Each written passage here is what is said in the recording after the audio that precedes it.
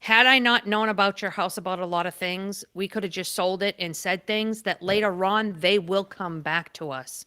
Right. Okay, I can't tell you how many people said to me, "Oh, your cousin, he's a home inspector in California. I don't need to inspect this." I said, "Why?" I said, "Do you think he flies home every year and just checks out this house?" I said, "So in California, I don't think he has snowstorms, right? No. So does he know about moss on this?" I said, "So do you think he's coming here and checking the roof for moss and checking the roof for this?" And yeah, when he comes home, he'll check it, but he's not doing a home inspection. Why? Right. He's not selling it. He's selling it And now. and So and your job I'm is to not do one. licensed in New Hampshire to be a home Mm-hmm. inspector. So anyway, Correct. It's back crazy. to what you and I do. My parent. I don't know if my parents did it or if your parents did it, but I have No. a hardcore work ethic built into me that I can't stop, and I've been like that Yeah. since I was 16. Yeah. Honestly, that's who you and I are. That's how we are, and I think that is what makes us do what we do, as far as being due diligent and just trying to tell people the facts and not bullshit them and stuff like that, and just say, look, this is a reality that you need to understand is going on. A lot of people I meet, I just don't think that they have that work ethic. And you're right. A lot of people are just looking at the paycheck at the end. But my logic on that is, what good is the paycheck if you can't keep it? What I mean is, Mm-hmm. so you just rush through a sale, you get your buyer found their house, great, everything's closed, you got your check, you got your $30,000, whatever it is, and then a year later, you're getting sued because you told your client not to do these certain inspections, and all of a sudden they're now realizing that you should have never told them that. And guess what? Now you're giving back that money that you already bought that new car with. So what's the point? I Yeah. like to sleep good at night. I did my job. Yeah. Yeah. I told them what they need to know. It's up to them to run with it. It's not my problem if they choose to just rip up my report and throw it away. But I know I did what I had to do, and I can document it. I've got it all backed up. So I'm not worried about anything coming back my way. But realtors, and I've had a realtor do this before on a house years ago. And basically, I told her I found like 12, I think it was like 12 or 14 different areas of a house that had evidence of past moisture damage. And the house had Wow. been vacant for several years. And that to me is a red flag because it's been Mm-hmm. vacant. And also all these stains might start coming back and the leaks might be continuing if people move in and so forth. They ignored everything. The realtor told the client, don't worry about it. You can deal with that later. And then of course they found mold after they moved in, and then they tried to sue me for it. And Yeah. basically I told them to beat sand. You know what I mean? It's like, it ain't happening because I told you everything, you ignored it and everything. So that's what happens. That's a Yeah. reality that can happen. But once again, too, it's home inspectors that do it the proper way also, because not every home, you can get a home inspector that will run through a house in 15 minutes, or you can get one like my home inspector, which I believe you're the same exact way. Moisture control, they tell the numbers, they show everything in there. So it's not about the walls nice and pretty and they put kills on it. Oh, by the way, there's a leak behind this wall and let's try to find it. So it's a heads up to the seller also. So also tells the seller, if the agent, and I hear this and I cringe, yeah, I just told him to put kills on it and it'll just go away and be fine. No, no, we Just don't put some kills bleach things on it. here. Yeah, I'm like, come on, we don't just kills everything here. This isn't what we're doing. We're not trying to hide stuff. There's a big case in New Hampshire right now, and hopefully we see a lot more because a lot of agents did a lot of things that shouldn't have Ah, happened. you mean a lawsuit? You mean a lawsuit? Oh, a nice big one. Oh, Yeah, wow. yeah. Glory days. Tell me more. List agent and buyer. Imagine they were together. So how it went out, it went down is homes are crazy here, just like everywhere else. Many offers, listing got accepted by the buyer. Buyer did home inspection for the home inspector to tell them there was an issue with the back deck and they needed to get it checked professionally. Yep. whether they say the seller did it or not, they've got to get it checked if they go forward to this house, and to be Right. very cautious with this house and don't go on it. That's what his recommendations, as you know, John, right at the bottom, these are my Yeah. recommendations. List agent, so buyer called list agent and said, buyer agent said, this is what we need done, blah, blah, blah, all this stuff. And list agent came back and said, oh yeah, no, seller says it's nothing wrong with it. They have already fixed it. Well, where's the documentation? Listen, let's just get this deal done. This is what the list agent, let's just get it done. Okay, you and I just get this done. Let's get it out. We can bang this out really quick. It's a good paycheck. Let's make this move. Okay, so she goes back and convinces buyers, don't worry, you can fix it after. No big deal. Seller said it's been taken care of. So come to fruition, what it is, they buy in the winter. As you know, in New England, for those of you who live in California, you see it on TV, we have nice big snowstorms. Went through winter, spring came, and when spring came, they decided, well, we're going to get people out here, contractors. So one contractor comes and said, the sheathing on the back, they never put the back of it, what do you call that? Help me out, John. The flashing. Flashing, never put it on. Yep. All this stuff, amateur. It's called. We see this. It's called ledger board flashing. It's where the Okay. either a 2x6 or 2x8 or 2x10 mounts right to the wall of the house, and then it should be mounted right to the wood structure, and then the flashing should mount to the wood structure, come over the top of that ledger board, and go down like this. Then you put the siding Okay. over that. That's what that Okay, is, gotcha. and that's a one major area. I even point that out here in California. We don't have as bad weather as you guys do, but it's really important on the East Coast. And when I used to live out there, I was in construction, and I built a lot of decks, and every single one of my decks had that flashing installed, because the water gets between that wood ledger board and the building, and it rots out the perimeter sill. Yeah, that's what it did. So guess what? So first contractor came through, told them everything. They had 3 contractors lined up. Second one comes in the backyard and sees a new buyer there and says, oh, you're the new buyer? And he goes, yeah. And he goes, oh, I was out here last year telling him. He goes, you calling about this deck? He goes, yeah. He goes, yeah, hopefully he fixed it or gave you money for it. He goes, I could tell you without even looking. Told him how it was all rotted, to come down, do the whole thing over, needs all wood on the outside of the house, everything right down. It was just destroyed. Wow. Yeah, needless to say, where did they go? They called their buyer agent and said, hey, did you know? Buyer agent started wiggle worming, because she calls list agent and goes, we're in trouble that you made me He was doing the convinced." backstroke. They were doing the backstroke. They're in court now. They went right to the board. So Yeah. it's on a docket, and you know what? It's about time, because what happens, God forbid, had their children been out there, And it had collapsed, that yeah. home inspector not told them, don't go out there? Can you imagine Yeah. what would have happened? Sure. I mean, a nightmare. And Yep. this is what's happening, because everybody just wants a paycheck. Yeah. And that's what it comes down to. Let me just get the fixes. Let me just get what I need to fix real quick, make my money. And, oh, I don't want to go back and tell them they owe $10,000 on this thing. Let's just tell them to fix a washer. Make them feel good. Can't do that. Or just Come skip on, the man. whole thing. That's I'm horrified. That Skip there's a some home bullshit. inspection? Yep. That's some bullshit right there. Yeah, that's like having a fire down the road, calling a fire truck and having them come out without ladders or anything, and just watch the fire and say, yeah, we're just going to stay here and watch it till it burns, because we know it's going to burn. Yeah.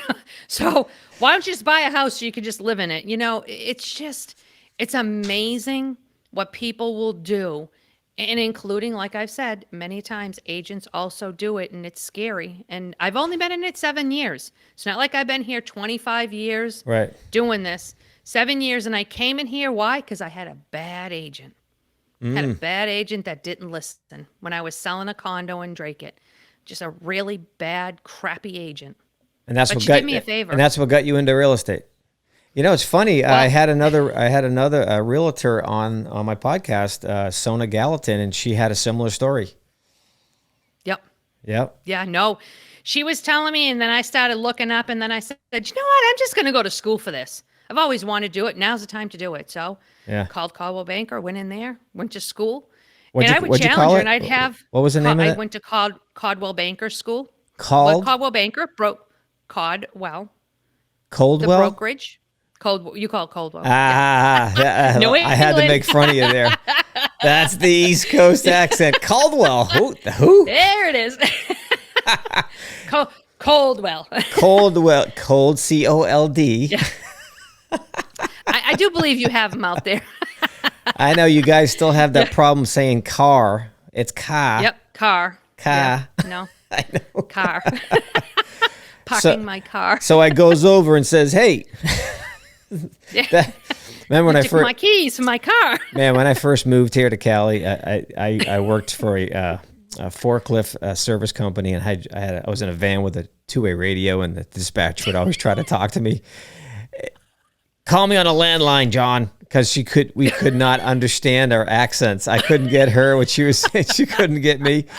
Oh, it was so funny. I still remember that. That was a funny moment. So I got a couple questions I want to ask you here. Yeah. So we didn't finish up talking about the real estate transaction. So when we listed it, I think you had offers within 2 days, same day or something? Oh no, same day. We had offers. I was literally at the house still doing showings, and we were getting offers. And how many people showed up for the showings? We had 122. Wow. They made appointments with me, 122. Then we had the open house on Saturday. We had to shut down Sunday. We ended up having, it was like on Saturday, outside of just the regular listing people, we ended up getting another 24 people coming through. Wow. That could get in. Because remember, we have tenants, and tenants have the rights. And I must say, because we were really good with these tenants, and I explained to them, I'm going to do everything in my power to keep them there, but they got to work with me. Yeah. They got to let me in, because a tenant in New Hampshire or Mass that says no, it means no. If they say you're not coming in, I'm not going in. We were told for one of the tenants we couldn't take pictures. And I remember you were like, "Oh, we need pictures." I said, "Don't worry, we'll get pictures. We'll do something." But I basically went to her and said, "Listen, I have no pictures." I said, "And John and I are trying to help you stay here. So if you want to help us stay here, you now got to physically let me in your house so I can show these people." Right. So let's just work this. And I must say she did. It was terrific. She took both days. She made sure she was there. I worked my whole schedule around both of them. The guy upstairs was great. He was gone to work. He let me in. He gave me a key, so he didn't worry about it, because he knew I was in that house all the time with the people. They're never strolling around. I basically did it. At the end, people were saying, "Were you ever a tour guide?" I never realized how much of a tour guide I am, going through houses and how animated, but I guess I am. But once again, it comes down to knowing the house and making sure that we're selling the product the right way. And that's what it comes down to. Biggest investment these people are going to buy, and they better know what they're buying. Well, now we know what you'll be doing when you retire. Now you'll be doing you'll be a tour guide at a home remodeling museum or something. No. Night at the museum, No. I'm going to be out in Arizona. Nice weather, no winters. Yeah. I could drive to you, John. I can come and see you now. Just bring your shots. You bring my shots. When I talk to my dad, I'm like, "Hey, Dad, is it hot over there?" It's hot. It's hot. I'm like, "Oh, it's hot? H-U-T or H-O-T? It's hot." "So what are you wearing?" "I'm wearing my shots." Shots. So did you say shots? He's so funny. Anyway, so so the company you're with now is East Key Realty. Yes, East Key Realty I'm with now. Much better pay structure. Good. So that's, that's at the end of the day, I worked my tail off. Yeah. And you pay these brokers a lot of fees. And why? Because they have the name. But the name really, as an agent, what you have to understand, which we get drilled in our head, is that you need a broker to get leads to all this stuff. Your name does it. If you do this correctly, you will get the referrals, you'll make the business. Yep. And it just works. That's the whole thing. And I mean, must say, I did have a lot of fun selling your house. You and I have family that was there and stuff like Yep. that. And Yep. at first I thought it would be tough, but it wasn't. It was like a healing process. My mom lived upstairs, so Yep. it was one of those things. And, since she's passed, I went back there and Yep. it was kind of crazy because it was the same way. It was just Right. like having my mother still there. Your dad, it's just one of those things when you're doing this, having the power to know the home and sell it. And, it was great to see as many people that came through. And then we had to shut it off on Sunday because we were up to 28 offers. You hear these agents, oh, I want to get all these offers so I can have my clients look at it. You'll be the first to tell them, being a homeowner, trying to figure out, they all mesh together after a while. Yeah. When I send them to you, you were like, oh, God. I had my ducks in my row and I had everything there and he understood where it was coming from. But trying to read those over and understanding the technology of what was written in there, because how an agent can make the same offer. Read but between tweak the one word. lines.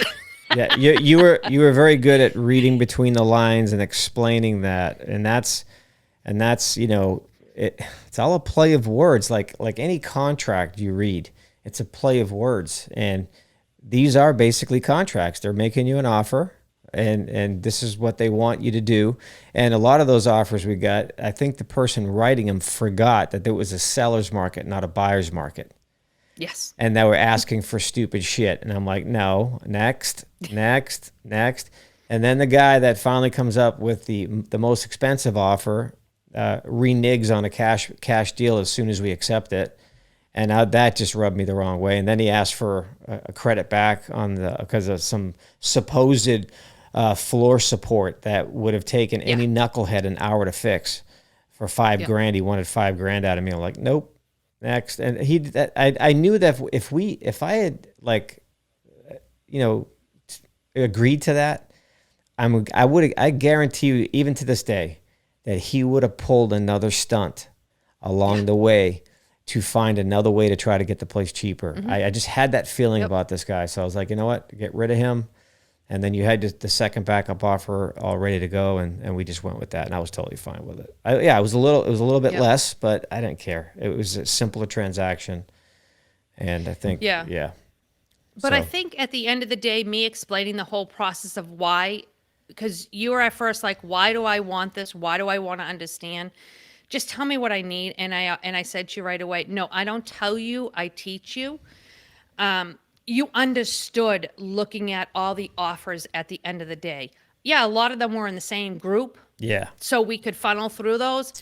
The ones that were really good, read in between the lines of what they want and how they want it. Yeah. The other thing, too, is you took less. Because we could have went to another one, you went down another level, which you lost about $15,000. Yeah. Okay, let's be real. Yeah.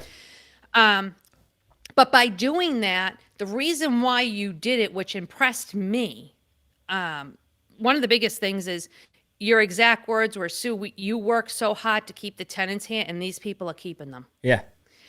And that meant something to me because that's something I did work. But at the end of the day, if it doesn't work out, I'm going to still sleep at night because I tried my darndest to do it. Yeah.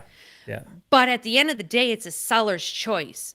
And that right there showed me that you respected me enough to go, okay, I know I'm walking away from this amount of money, but I'm willing to do it to know that these two have it.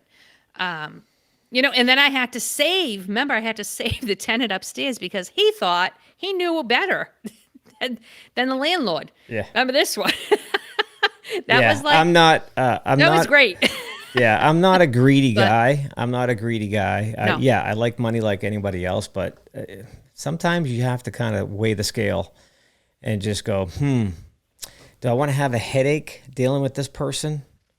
that means I'm allowing it to happen, and I know better. Just dealing with certain people, and I didn't even meet the guy. I'm only going by what you were telling me about him, what they offered, what their offer was, and I think you mentioned to me some of the comments he made to the tenants when he was there. And I can say, oh, this guy's just a pompous ass, probably. You know, I don't want him being there. Then I actually said to myself, I don't think I want that guy to be their landlord if I have control over that, which I did at the time. And I think, you know what, you know, I do have some compassion. You know, I'm not a pushover, I'm not a doormat, but I just thought it was best for everybody, myself included, tenants, you, everybody. In the whole picture of it was just to get past that person and just go to the next one. Because I mean, right away he says, "Oh, it's a cash offer," and then the next day he's like, "Oh yeah, I'm gonna get my loan." What are you talking about, a loan? You just say you just agreed to a cash offer. It was in your proposal. Idiot. Yeah, we took that away, didn't we? Yeah. He didn't know what he was working with that night, calling me, the agent, and I'm like, yeah, I need to see his funds. And she fell for it and gave it to me. So when they called back the next day, remember I said, nah, I got funds right here, show that it's here. Nope, you're still a cash offer because my seller's not going to let you get a loan.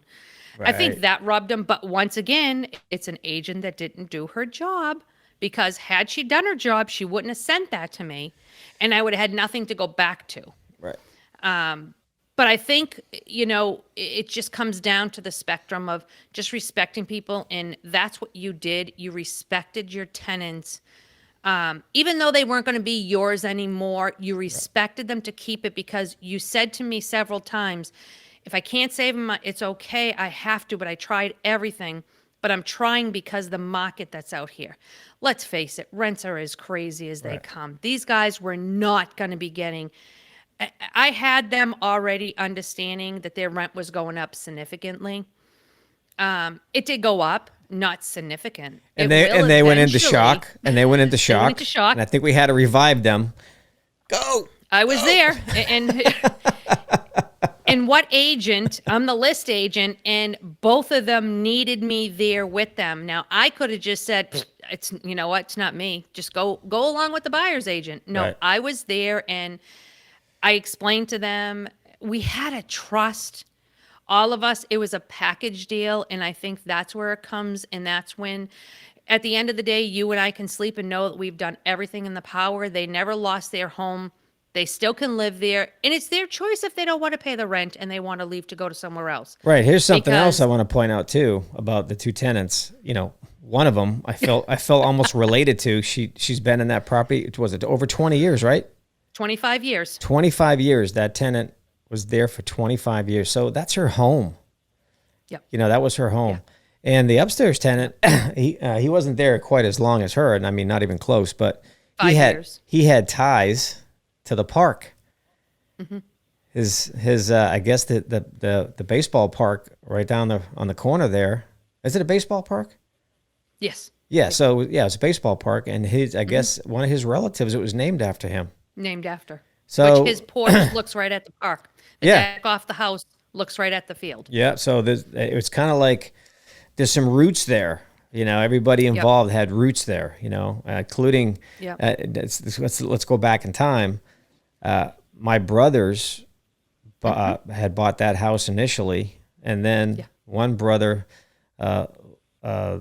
sold it to the other. So Lenny and Lou owned it, and then Lenny sold his share to Lou, so Lou became the owner.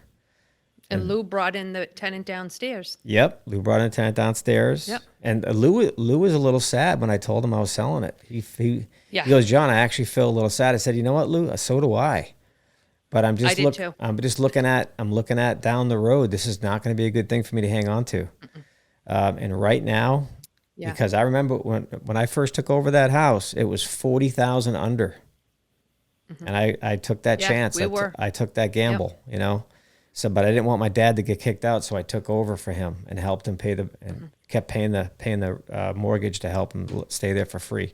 So I did my best to help him out, and it just worked out good for everybody in the long run.